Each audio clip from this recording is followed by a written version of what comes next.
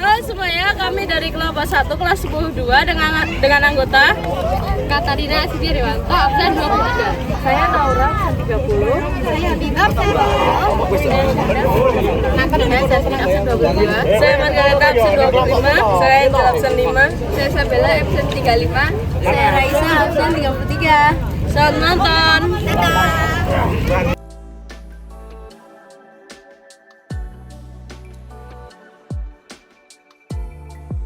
Selamat datang di Candi Plausan, sebuah kompleks percandian Buddha yang menyimpan jejak sejarah, budaya, dan arsitektur luar biasa dari masa kejayaan kerajaan-kerajaan kuno di Jawa Tengah.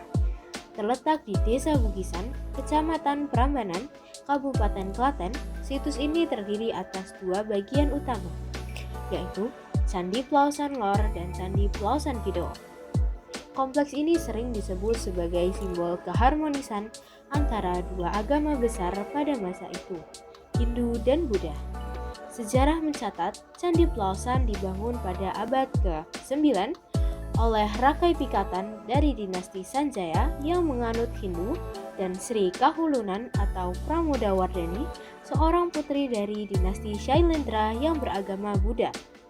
Perpaduan dua keyakinan ini terlihat jelas dalam bentuk bangunan, simbol-simbol keagamaan, dan suasana sakral yang menyelimuti situs ini.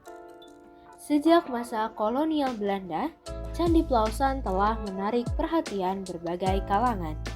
Penggalian, pemetaan, dan pencatatan dilakukan untuk menjaga dan memahami nilai sejarahnya. Kini, upaya pelestarian dilakukan oleh Balai Pelestarian Cagar Budaya Jawa Tengah sebagai bentuk perlindungan terhadap warisan budaya yang sangat berharga ini.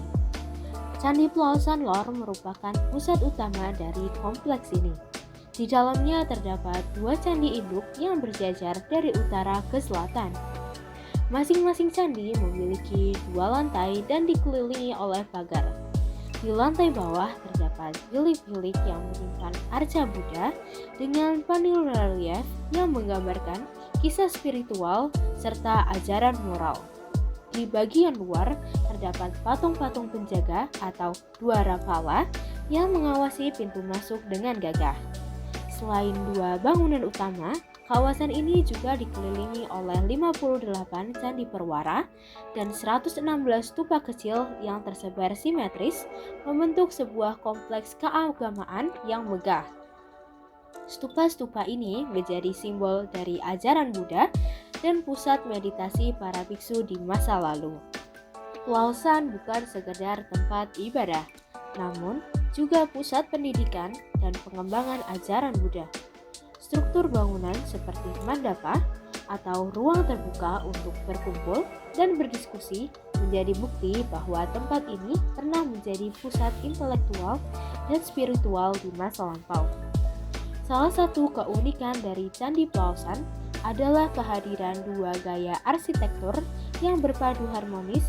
Unsur Hindu dapat dilihat dari struktur bangunan dan bentuk atap bertingkat, sementara elemen Buddha dapat terlihat pada arca dan relief yang menggambarkan kehidupan Siddhartha Gautama. Hal ini semakin memperkuat identitas Candi Plausan sebagai lambang toleransi dan harmoni dua budaya yang besar.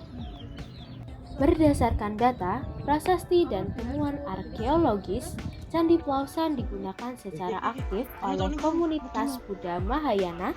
Kehadiran stupa arca Dayani Buddha serta simbol-simbol lotus dan mandala menunjukkan bahwa tempat ini merupakan pusat spiritual yang penting dalam penyebaran ajaran Buddha di Jawa Tengah. Hari ini, Candi Plausan tidak hanya menjadi saksi bisu sejarah, tetapi juga menjadi tempat wisata budaya dan edukasi yang terus menarik pengunjung dari dalam dan luar negeri. Suasana tenang, arsitektur megah, dan aura spiritual menjadikan tempat ini ideal untuk refleksi dan penghormatan terhadap masa lalu.